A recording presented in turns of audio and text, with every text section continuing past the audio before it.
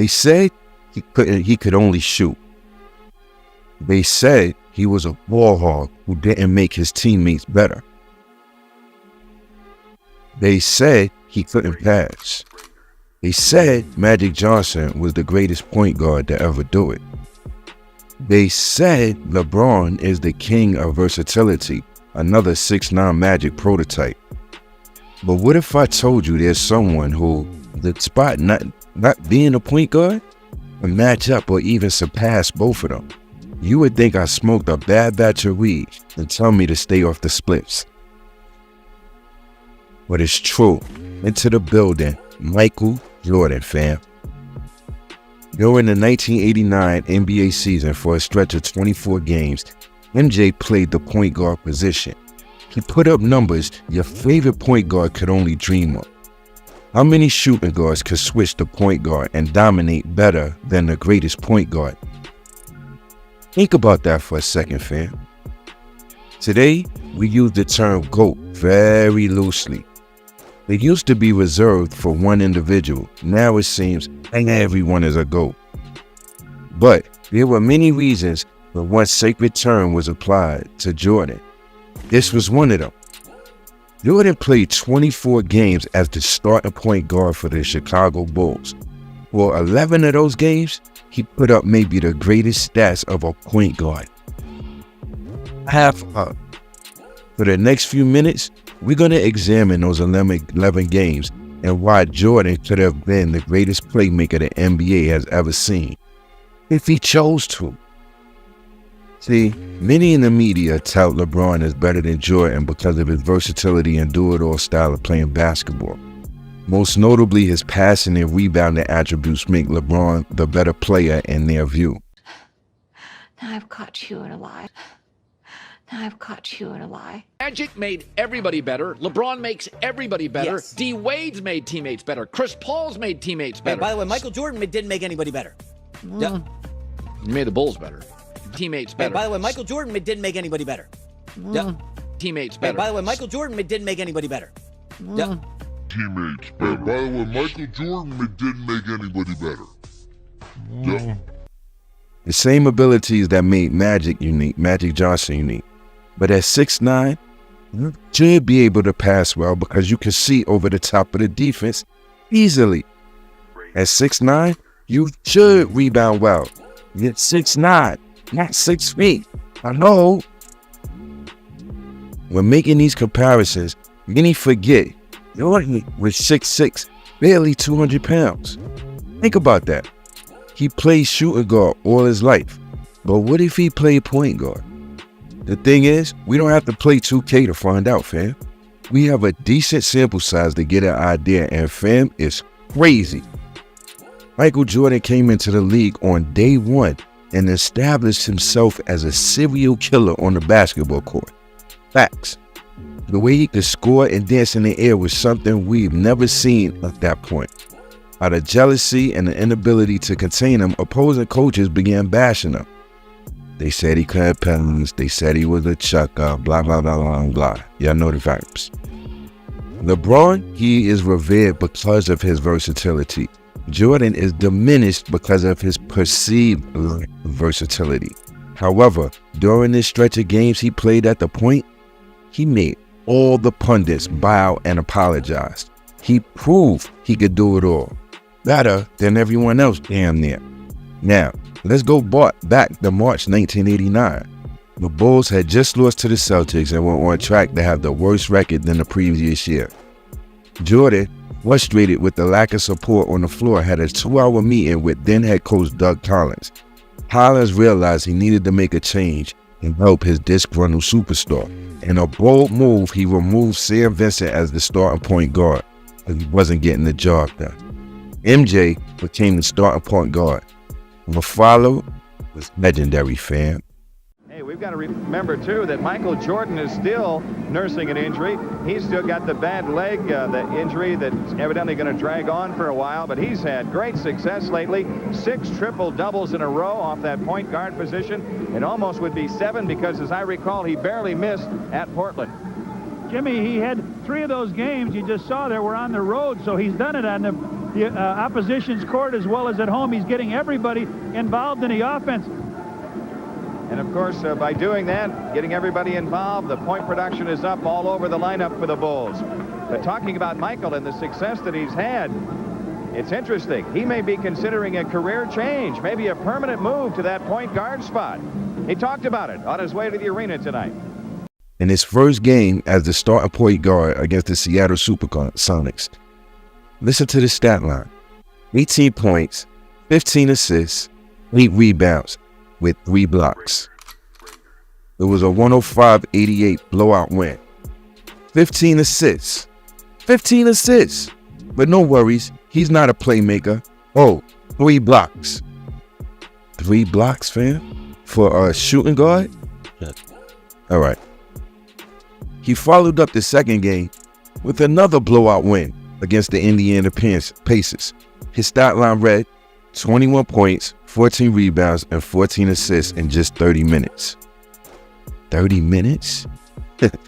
In a 122-90 home win. Now, if you are a true basketball fan, do you see what's going on? Another 14 assists, but he's not a playmaker. He doesn't make his teammates better.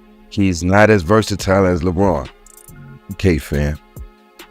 Heard a medium? Let me share what players and coaches were saying when this was happening. I don't like it. Doc Rivers was quoted as saying when he played for the Atlanta Hawks. I think it's terrible. It's not fair. He was a nightmare already, Atlanta head coach Mike Fratello. Now he gets the ball even more. Everybody wonders why they didn't do it before. Golden State coach Don Nelson. Even Jerry Krause, the esteemed general manager for the Bulls, started laughing at the league's reaction to the switch. He cracked a joke. He said, "It's like a 2,000-pound gorilla. Where does he sleep? Anywhere he wants." Bro, take a step back. Do you understand what the players and coaches were going through? A 6'6", 200-pound guard was causing mass hysteria, fam. Outside of Oscar Robertson, who averaged triple-doubles for multiple seasons that nobody talks about, Magic Johnson had the most with 18 in a season. Jordan had 11 triple-doubles in a month. That's crazy. But what most impressed me about this feat was something it seems the new media, old media, so-called basketball experts constantly gloss over. It wasn't the scoring, fam. It wasn't the assists. It was the rebounding, steals, and blocks. First game, 3 blocks. Second game, 14 rebounds. He averaged basically 3 steals a game during this 11-game run. Once again, this is where Jordan separates from the rest of them. He was getting more rebounds and blocks than the big men. 3 steals a game? 3? It's hard to average 1 steal a game, fam. LeBron, Luka, Harden, Westbrook, and whoever else you want to put in the pot outside of Wilt, they can't compete. I'm sorry. Yeah, these players are amazing on offense, and their offensive stats will dazzle you and amaze you. Like, what is it? What is that? Fairy dust. You know the tooth fairy? Fairy dust. It'll dazzle you. However, if you are truly a complete player, then defense is a key metric as well. With Jordan, there was no resting, fam. There was no conserving energy. He did it on both sides of the ball. Let me repeat that again. He did it on both sides of the ball. What else can you say that about? I'm waiting. As far as Jordan being selfish and a chucker, listen to what he said about the change. Well, I'm waiting till the end of the season to actually see how much we prosper from it. You know, it's still kind of early. You know, if we win 50 games and do better than what we did last year, certainly I consider it. But I think it does a lot to take some of the burden off of me playing the point guard position. And I think if Chicago wants me to be a leader on the floor, you know, I can do it better from the point guard position. But also, you know, it depends on what we can do in the draft also.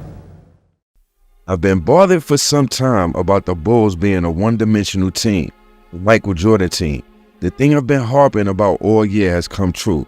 The other guys are getting into the game. They now believe in themselves, and that's what we needed. For the most part, I'm starting to like it. I never dreamed I'd play that position. For me, a lifelong shooting guard, but it helps. I can call my own plays and get everyone else involved in the offense. Came out of his own mouth. Does that sound like a selfish player? But does that sound like a high IQ player that wants to win? During this 11-game explosion, Jordan has 7 straight triple-doubles in 10 and 11 games. Here's his stat line: 33 points per game, 11 assists per game, 11 rebounds per game, 3 steals per game, 51% field goal shooting. For a guard, 51%? I challenge you. Show me a guard in the NBA right now that shoots 51%. I'm waiting. He did all of that, but still shot 51% from the field. Okay, audience, can somebody please explain how this man wasn't a playmaker? How he didn't make his teammates better? Please explain how this player wasn't supremely versatile and still playing defense at a all NBA level. Jordan accomplished this organically. He wasn't stat padding. Actually, the next season, he returned to his natural position as shooting guard. Even with all the individual accolades, him at point guard didn't translate into dominant winning. Don't you think a player concerned with his stats would continue to play a position where his stats were out of this world? Okay, so audience and my astute basketball minds, I got a few questions to ask y'all. If a 6'6", 200-pound guard could put up those numbers, what's the issue with these 6'8" and above, quote-unquote, point forwards? They are so much better. Shouldn't they be recording triple-doubles like newborns? Oh, shouldn't they? Yes? 2. In addition to the dazzling offensive stats, are they playing first-team NBA defense as well? Number 3. Do you believe Michael Jordan could have been the best playmaker ever? Fam, jump in the comments and let me know. I asked myself the same questions and it led to one conclusion. When the media and basketball experts claim MJ wasn't as versatile as LeBron, or he wasn't a playmaker, just a scorer, they lose credibility. It reminds me of why I started this channel. Fam, I hope you enjoyed this video. On your way out, hit the like button and let me know the vibes. Share your thoughts. Your feedback means the most to me. Subscribe and check out my other video. Comedian Ari Spears shares his GOAT perspective. It's hilarious. To the next video, be safe and God bless.